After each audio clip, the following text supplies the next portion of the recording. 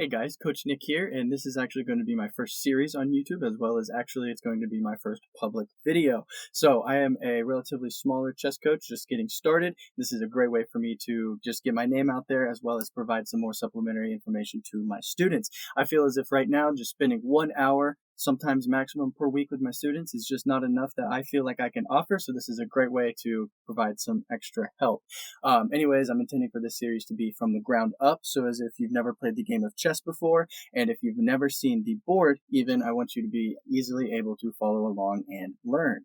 So as the series progresses, as episodes go further and further down the road, I want to keep upping the level of ELO at which I'm showing you gameplay, at which I'm doing analysis, and of course the principles that were taught are going to continue to be more intense as well. But I also do intend at the same time for this to be applicable for the most amount of people in the timeline of the release schedule, which is probably going to be to be determined as video 2, 3, as whatever continues on. But I don't want anybody to feel like maybe the course is dragging on. I don't want anybody to feel like I am just going too fast to keep up with and you're having to just really cram in or just lose interest in the video series all in all together.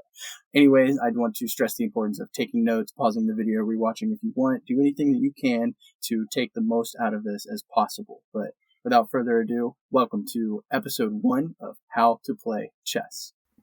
Okay, so first up, we're going to be talking a little bit about the board. So we see that there are 8 numbers and there are 8 letters, though it's an 8x8 format and it's a grid, right? So 64 squares. The 64 squares are something that you should become very, very familiar with. I did myself just a little bit of a disservice when I was learning chess, and I didn't think that memorization of the board was quite so important. So if you take away these numbers, you take away these letters, then you should be able to notate just all the same. Okay, so a real life example of that is as Grandmaster Hikaru. Okay, so sometimes when he's playing chess, he'll lean back in his chair, close his eyes, and then he will just wake up from the dead and blitz out the rest of the game and catch a fat dub, right? So the reason that he's able to do that is because he has the board perfectly memorized, and that's something that we should be aiming towards. And now as you're beginning, that is something that you can work towards as well, and you may even surpass me one day in the ability to memorize the board. Okay, so let's take a look at the symmetry that we have here. The right hand corners of the board being light colored squares is going to be how you know that you have the board aligned properly. Okay, so we'll go ahead and we'll flip the board around, and we see that the light colored square is still in the right hand corner, so we know that we've got it correct, right? So light and dark. I don't have it black and I don't have it white. And the reason for that being is sometimes you encounter a board where that is not quite so, black and white, if you want to say. So these colors are green, right, on the dark squares. And so sometimes that is the same for the white. There'll be different colors. And the only thing that you have to know when it comes to a game of chess is having 64 squares aligned properly with the right hand corners as such. And then you got to have the, right amount of pieces, of course, that's a given, and you've got to have the ability to have a light colored piece and a dark colored piece. That's all you really need to play the game of chess, okay? And then one other thing to talk about is files and ranks. So these are going to be known as files. They go vertically up and down the board, and then ranks are going to be horizontal as such, okay? So I'm sure you may have heard the term back rank mate before, and that is going to be when the king is in the back rank for either side of the board, and then a rook or a queen comes barreling down one of the files and delivers a checkmate on the back rank there. Okay, so another thing to keep in mind is this is the 7th rank for the lighter position, and this is the 7th rank for the dark position. Okay, so keep that in mind. Another thing about the symmetry of the board. So now we're going to be taking a look at what the pawns are capable of doing, okay? So just so you know, by the way, pawns are pawns and pieces are pieces. Pawns are not pieces, pieces are not pawns. We will be talking in the next example about what makes a piece, though, okay? We're going to kick it straight off with 4. 5. Okay, so let's take a look at this. They've moved 2 squares, right? Each one of them has moved 2 squares. That is something that you're more than capable of doing for all 8 of each player's pawns. Light colors, dark colors, doesn't matter. The first move is capable of being 2 squares. C4, okay, this is what happens when they meet each other at the board. This pawn cannot move forward. This pawn cannot move forward through it. They're not capable of phasing through each other. They're not capable of walking around but continuing back on the same path. That's not how the pawns work. They're only able to capture diagonally, okay? So until this situation can change, until this position is changed, both of these pawns are stuck here like this, okay? 5, and we're going to take bonus principle. We'll get to it later on during the series, but always develop towards the center. B6, what we've got here is a pawn chain. Okay, so this is when your pawns are just totally powered up on the diagonal and they are connected, right? Connected here on these diagonals. This is very powerful for your pawn structure because this is the pawn that needs targeted. A7 is the pawn that needs targeted because B6 and C5 are all protected because of A7. But that means that if A7 were to fall, then dark pieces have a lot of compensation to start thinking about, right? E5 is going to march forward. F5, you can do that. You can definitely do that. But then that's going to happen. And how does that work? How does the pawn take like that? How does the pawn take like that? Well, that's called en passant, in passing. It's French for in passing, en passant. That is going to be every time a pawn does a double move to end up on the same file as an enemy pawn. Okay, so they're standing shoulder to shoulder or maybe toe to toe, if you would like to say that as well. So that's going to be always the case. Takes B3, G5, okay, A4, G4, H4. En passant works for both sides of the board.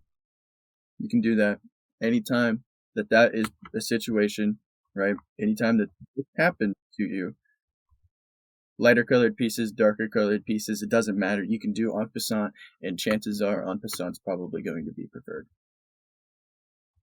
Just going to march forward, march forward,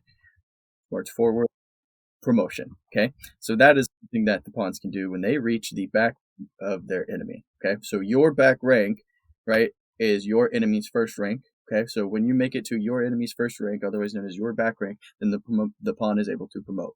You can go to a queen, you can go to a rook, you can go to a bishop. Of course, you can also go to a knight. Those are the pieces, okay? So there are certain times when moving the pawn to promotion and promoting to a bishop, promoting to a knight is very advantageous, and it's a quicker checkmate for very, very certain scenarios, but those are higher level positions, higher level games. We'll be talking about those definitely way farther later on than we're talking about promoting to the king, promoting to the rook, okay? There are only certain situations at this level of chess where promoting to the knight or the bishop is going to be better for you in the long run, okay? All right, now let's just talk a little bit about pieces, and we're going to conclude the video with setting up the board ourselves for the very first time. Okay, so let's start off just with the beginning. Kings. Kings are going to go here and over here as well. Okay, so why don't we just go ahead and do the pieces while we set up the board. Let's do that simultaneously, get some time saved for this video. How about that? Okay, so E1 and E8, that's going to be the placement of the kings. They're going to be capable of moving one square in any direction. As long as it's safe for them to do so, they cannot put themselves into check, and they cannot go where they're already in the line of other side of pieces. Okay, so now we have the queens. They're going to go to D1 and D8 respectively there. Great way to think about this. I actually always put my queens on the board first. Doesn't matter what I'm playing, over the board, online, whatever, blah, blah, blah, blah, blah. I love to put my queen on the board first, and because something that somebody told me a long, long time ago, the queen likes to match her dress to her color square, okay? So you got to have the light-colored queen on the light pieces, and you got to have the dark-colored queen on the dark pieces, okay? On the D file. That is just the rules. That's how it works. I like that. I think it's pretty cool. It's pretty quaint to use the dress as a way to get it right. But if you got to do it, that's what you got to do, right?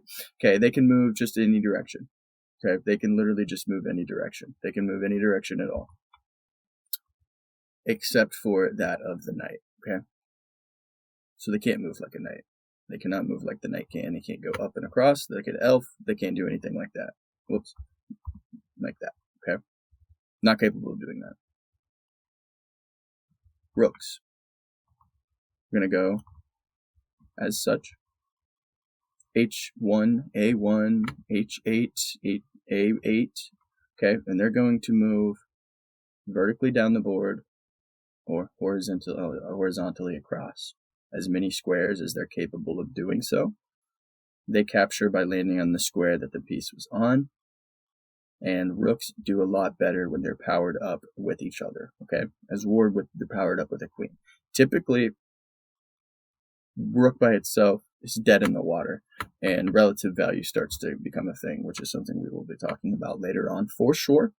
And then we're going to talk about the knights. So knights come and they hug your rooks. They keep your rooks company. The rooks get lonely because they're out on the far ends of the board, so put the knights there and they'll have somebody to talk to all of the time.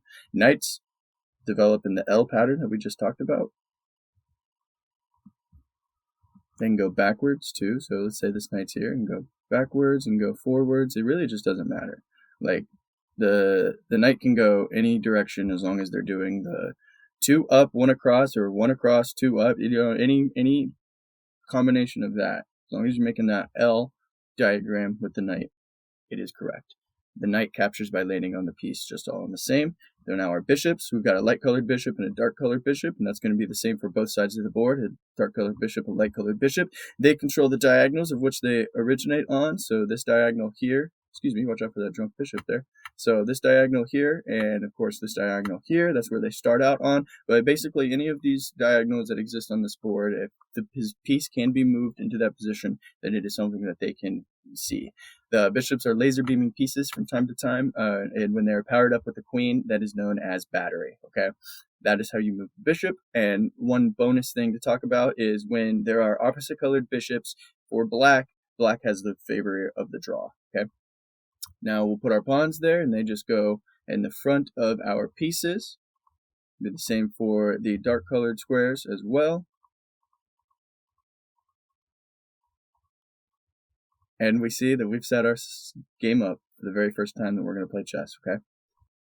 Wow, we made it to the end of our very first video together already. Can you believe that? I haven't had the time to even check the timestamps yet, and I know neither of you have either, right? Anyways, thank you guys for checking out this first video. It's really cool. Anybody that's going to get to see it, this is for you guys, this is for the community, this is for my students, this is for anybody that can take anything from the game of chess. So you got anything you want to say, you got anything you want to see, anything, etc., it doesn't matter. Hit me up, find a way to get in contact with me, and I'll see if I can make it happen for you, because like I said, this is for you guys, this is for the students, okay? Feel free to like, comment, subscribe, anything you'd like to do there. Don't want to press too much about that. That's not the point of it. It's not the point of it. I'm not out here trying to go viral. I'm not out here trying to get famous. I'm trying to be out here making the best content for you guys that I can, okay? So do what you want to do that makes you feel like you're the biggest part of the community that you can, and, let that empower you for sure, because I'm going to be right there with you. I'm going to stick around with you, okay? You have a comment, I'm going to reply to it. Easy as that. 100%. Stay tuned for the next episode. It'll get here when it gets here, I promise. Happy chess.